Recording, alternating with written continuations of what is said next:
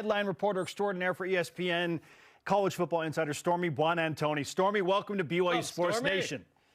Thank you for having me. I appreciate it. Great to be on with you guys. Okay, not surprisingly, when BYU fans found out that you were going to be on the sideline, many were quick to point out, BYU's never lost when Stormy is with BYU. 12-0. 12-0. What is the secret to this success here with BYU and you combining? I mean, no pressure, guys. This is like the ultimate broadcaster jinx. Don't do this to me.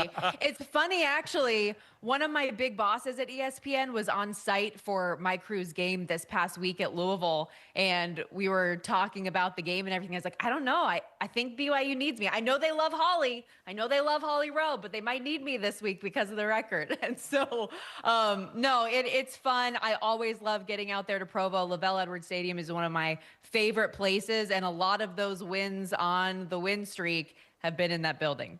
It's going to be fun Saturday night against TCU, but let's rewind to what happened last night. BYU drops 5 spots to number 12 in the college football playoff rankings. What did you make of these 5-spot drop? I personally thought it was maybe a little bit too much. I thought maybe they would be 11 or still crack the top 10, and I think that just goes to show what the selection committee's view was of the way that loss took place against Texas Tech, that it would have been a very different story if it was a closer game where you guys would be put up. But because the offense didn't produce the way that we've seen it produce pretty much all year long, that was an eye test thing, I think, for the committee that pushed them back. And for a team in BYU that typically does not hurt themselves, and a lot of the things I feel like that happened to BYU on Saturday are what they usually do to other people, that it was one of those moments where a lot of people were probably asking which version of BYU is real. And now that they actually played somebody really good, are we seeing the true version of the Cougars? And now you guys have an opportunity the next couple of weeks to prove what that version of BYU football is. Stormy, we've been discussing BYU's at-large ability, if you will, on the show today. And at number 12, if they fell too far to feel like they have a legitimate shot to get back in because of the ACC stealing one of those top 12 spots and the group of 6 teams stealing another, feels like you have to be in the top 10. We are of the opinion that, yeah, there is a path there, but it's going to take some carnage. Do you feel like BYU has a legitimate at-large chance still after the fall in last night's rankings? It's so tough, Spencer. My gut tells me no, unfortunately, just based on where the rankings are at right now, as you put it. I think if Texas Tech were to lose the Big 12 title game, like that's the best chance for the Big 12 to get 2 teams in. The committee for them would take into account, okay, well, the regular season loss you had didn't have Baron Morton for that upset. The way they beat a team like BYU and pretty much everyone else on their schedule by margin. For BYU, for an at-large perspective, it has to be win out in the regular season, but if you lose that title game, it needs to be a really closely contested, like by a field goal type game. And you need so many other things to fall right with teams ahead of you in the SEC and the Big Ten losing. Maybe you could take some solace in what happened last year with the ACC and SMU, although I don't think that's a complete apples to apples comparison either, because they were undefeated in the conference before losing to Clemson and Charlotte. BYU does have a conference loss, and it was an ugly one. So my gut tells me no, but of course it's possible. And that's why you never say never. And there is a math way for it to work out in the future. I find it hard to believe that they would get that opportunity if it wasn't a very, very close game against Texas Tech and they look completely different than they did this past weekend. Ahead of BYU is Oklahoma, who plays at number 4 Alabama. Texas plays at number 5 Georgia. And Notre Dame is at number 22 Pitt this week. Let's say Oklahoma, Texas, and Notre Dame all lose. Do you think that BYU would go up as high as number 9? Depends on how it looks against TCU, because I mean, TCU could very well be an 8-1 football team as well. And so I think it needs to, I think it needs to look good this week. I think you need to be able to run the football against their run defense specifically after the way that element of BYU's offense looked this past week. I think that's possible. Yes. And keep building on it, right, too, because a massive game with Cincinnati on the way. So there's opportunities to creep up should those other teams help you out.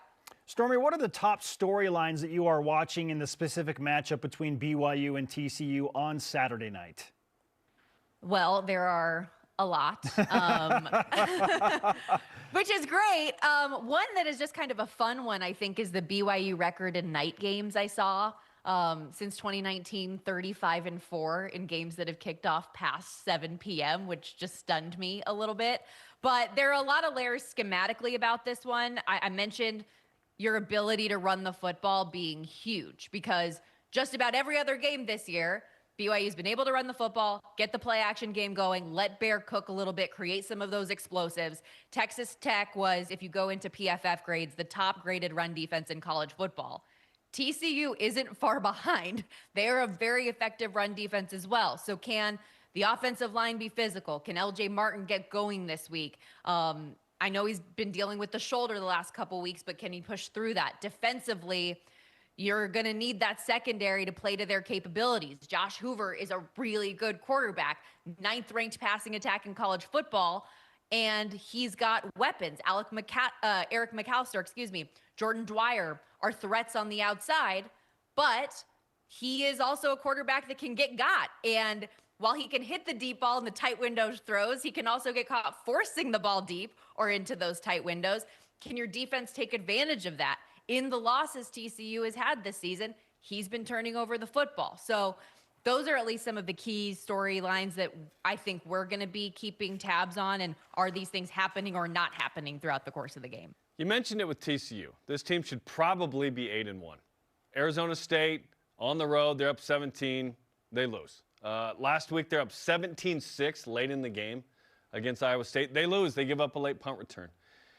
TCU, if they had won those two, they're playing for a Big 12 opportunity in the title game too, but they're not now. How do you feel the motivations will be for both these teams? Because BYU has to win, and TCU is kind of on the outside looking in, but still wants to finish successfully as well.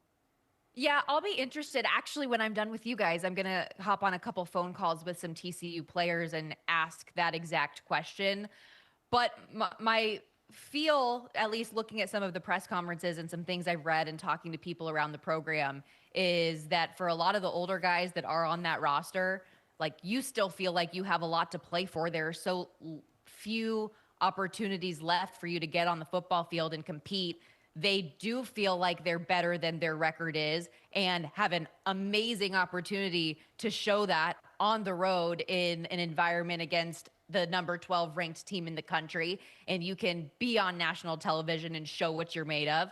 I think there's also an element that's fun to play spoiler too, right? If you have the opportunity to knock that team down a peg and maybe bump them from the conversation, that's something that a TCU team, I'm sure, would really enjoy being able to do. But like I said, I've got, give me 20 minutes and I'll be on the phone with those guys to find out for sure. Stormy Buonantony, ESPN college football sideline reporter, is with us on BYU Sports Nation. It feels like not that long ago that you and I were on the phone, Stormy, in 2020 amidst COVID, and you were put on the BYU beat, and we're talking about Kalani Sitake and what in the world BYU is trying to do in this weird COVID situation. That's kind of where the relationship began. But in that 5-year span, from your standpoint, what has maybe impressed you the most or even surprised you the most about what BYU has done since 2020 to get to where they are now? I think a lot of it is the consistency, and obviously Kalani's at the core and center of that with what he's done from a culture standpoint to get so many talented players that want to be here, guys that maybe don't on the surface look as talented, to develop them into key cogs of what you guys are trying to build on a week in, week out, year in, year out basis, I think is really special. The fact that despite there being different quarterbacks every single year as well, to maintain that level of consistency is massive. Looking at a BYU team, they're going to be built up front. They're going to bring fight. The game's never over till it's over. There are a lot of things that I think Kalani has done in a very, very impressive way. Like, I always love talking to BYU players. I always love sitting in our meetings with Coach Sitake, Coach Roderick, whomever it is, because they're going to be honest. That the vibe of the program is about love at its core, and he means it, and he's genuine in that, and his players know that. I remember talking to one player a year ago, and he was talking about how when he first signed with BYU, he had to have surgery and he was in the hospital, and like Kalani went to the hospital. They didn't even know each other all that well, but he was at the hospital just checking in on him to make sure he's good. Like, that's just the type of person he is. And yeah, very impressive person, very impressive program. And it's been fun to watch over the last few years up close and personal. Stormy, do you know where I can borrow a press pass? Do you happen to have any nearby? I've got you covered. I don't know. I actually don't know if I have enough. How many years worth is that? It's a good bit. And I actually have, fun fact, speaking of the COVID season that Spencer brought up, one of these, because I put Post-it notes on the back of them. Yes. One of these has Zach Wilson's last home game written on it, right before the draft and all of that. So San Diego there is State? a BYU.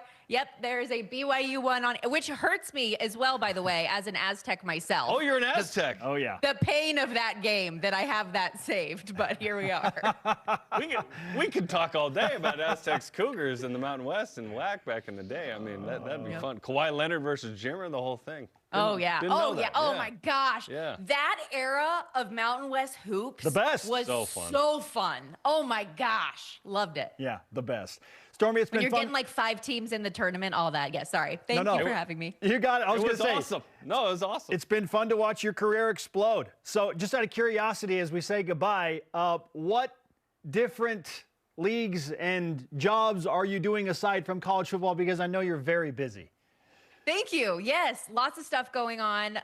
Weekdays, Monday through Friday, as well as Sunday, I host an NFL show on the radio Sirius XM channel 158. It's the sports betting angle. And then once football season is over, I will transition into more NHL coverage for ESPN, doing some ringside reporting for them. So, three jobs right now. So That's it. see if I got to get like you guys, you cover all of the sports on campus. So I'm trying to build up my resume to hang out with you guys. No, I think you're on a high level. Next time we'll talk about the show versus the Rock, okay? That'll be later. Ooh. Yeah, that'll be Now later. we're cooking with That was gas. a fun debate. Hey, Stormy, Thanks, great Stormy. to talk with you. Look forward to seeing you on Saturday night. Be well. Thank you guys so much.